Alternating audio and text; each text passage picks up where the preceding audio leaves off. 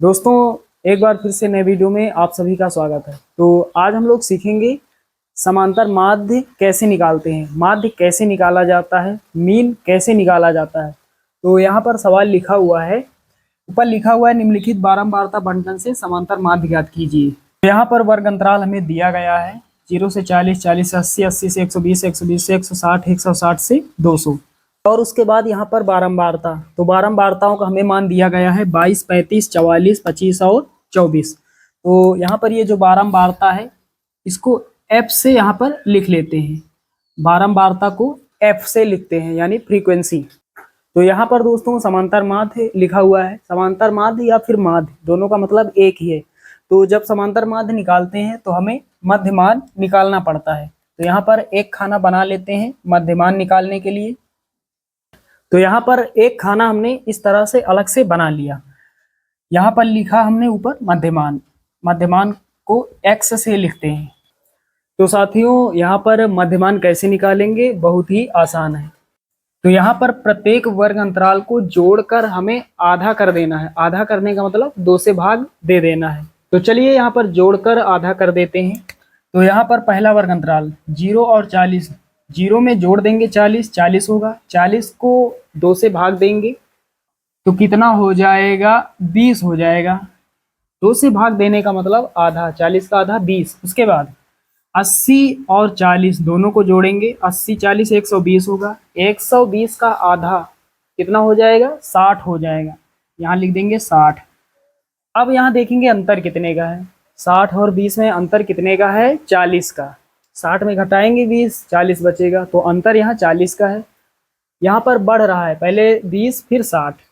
तो क्या करेंगे हम, 40 जोड़ते हुए चले जाएंगे, अंतर जितने का होता है उतना ही हम जोड़ते हुए चले जाते हैं। तो यहाँ पर 40 जोड़ेंगे 60 में तो कितना हो जाएगा, 100।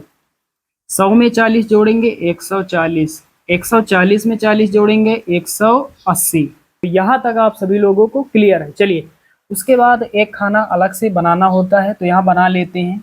तो यहाँ पर देख पा रहे हैं हमने एक खाना अलग से फिर से बना लिया है, ये बनाना ही पड़ता है। यहाँ पर हमें क्या करना होता है, यहाँ पर हमें f इंटू एक्स करना होता है। इंटू का मतलब गुणा, बारंबारता का गुणा करना है मध्यमान के साथ। चलिए गुणा कर देते हैं। तो 20 का गुणा 22 के साथ, 60 का गुणा 35 के साथ, 100 का गुणा 44 के साथ, इस तरह से हमें गुणा करना है। तो यहाँ पर पहले 0 है, 0 लिख देते हैं। यहाँ पर 22 दूना 44, तो 440 हो जाएगा।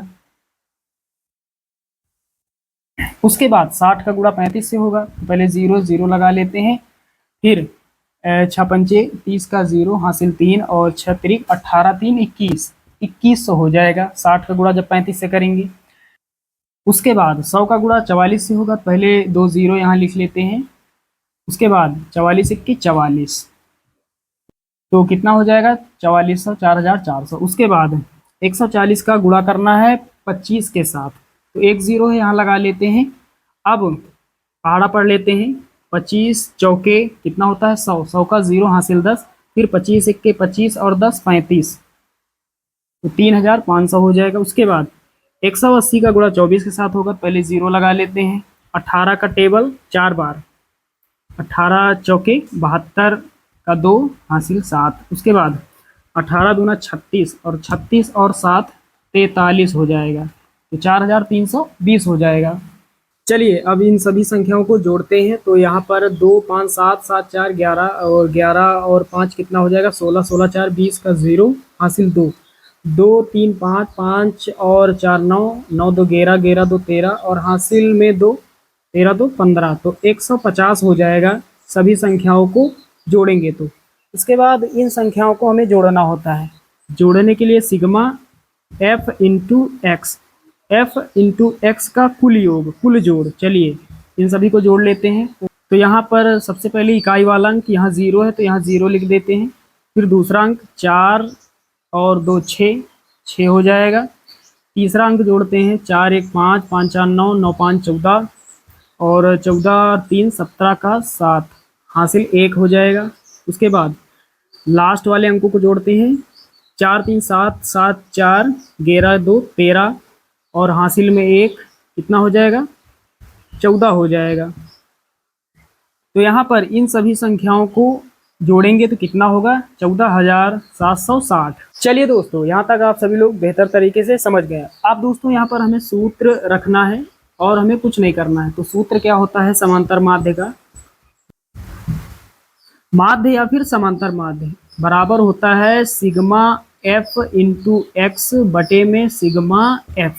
चलिए यहाँ पर रख देते हैं, सिग्मा एफ इंटू एक्स का मान कितना आया, 14,760 और बटे में सिग्मा एफ कितना प्राप्त हुआ, 150। तो यहाँ हल कर लेते हैं, 0 से 0 कट जाएगा। उसके बाद ऊपर कितना 1476 और नीचे कितना 15। चलिए पहले 3 से काट लेते हैं ताकि थोड़ी संख्याएं छोटी हो जाएं। 3 से काटेंगे, 3 बचे 15। उसके बाद यहाँ 14 है तो 3 चौके 12 हो जाएगा, 2 बचेगा, 7 के आगे लिखेंगे 27, 3 9 27। उसके बाद 6 है, 3 दूना 6, ऊपर 492 और नीचे कितना बचा, नीचे बचा 5। अब दोस्तों हमें क्या करना है, 5 से भाग देना है 492 को। तो 5 से भाग दे देते हैं 492 को। तो यहाँ पर कितना हो जाएगा, तो यहाँ 49 है तो 5 9 45। तो 49 में 45 जाएगा, कितना बचेगा, 4 बचेगा।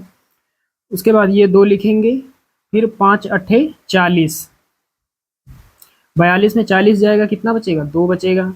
अब यहाँ कोई संख्या नहीं, दशमलव यहाँ लगाएंगे, यहाँ 0, 20 हो गया, 5 चौके 20। तो ये पूरा कैंसिल आउट हो गया। तो 5 से जब भाग देंगे 492 को, कितना प्राप्त होगा, 98.4। ये हमारा फाइनल आंसर हो जाएगा।